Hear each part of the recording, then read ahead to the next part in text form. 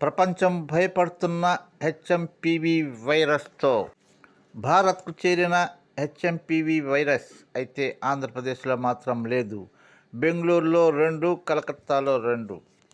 బెంగళూరులో 3 8 నెలల పిల్లలకు హెచ్ఎంపివి వైరస్ సోకి చికిత్స తీసుకుంటున్నట్లు ఐసీఎంఆర్ నిర్ధారణ చేసింది. అయితే కలకత్తాలో కూడా 2 కేసులు ఉన్నట్టు నిర్ధారణ చేసిన ఐసీఎంఆర్ దగ్గు, ముక్కుదిబ్బడ, జ్వరము, శ్వాసకోశ వ్యాధితో వైరస్ లక్షణాలు ఉంటాయని, చిన్న పిల్లలకు అంటే 5 సంవత్సరాల లోపల, ఆ తర్వాత 60 సంవత్సరాల పైన సీనియర్ సిటిజన్కు ఈ హెచ్ఎంపివి వైరస్ సోకే అవకాశం ఉందని వైద్య నిపుణులు చెప్తున్నారు.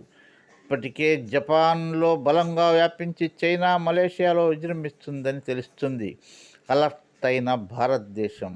భారత్కు చేరిన హెచ్ఎంపివి వైరస్ గురించి భారతదేశం అలర్ట్ అయింది. ఆంధ్రప్రదేశ్ పొరుగు రాష్ట్రమైన బెంగళూరులో చేరిన హెచ్ఎంపీ వైరస్కు ఆంధ్రప్రదేశ్ కూడా అలర్ట్ అయింది. అయితే కోవిడ్కు తీసుకున్న ముందు జాగ్రత్తలే ఈ వైరస్కు కూడా తీసుకోవాలని వైద్య నిపుణులు చెప్తున్నారు. ఇప్పటికే కర్ణాటకలో మాస్క్ కంపల్సరీ చేసినట్టు తెలుస్తుంది.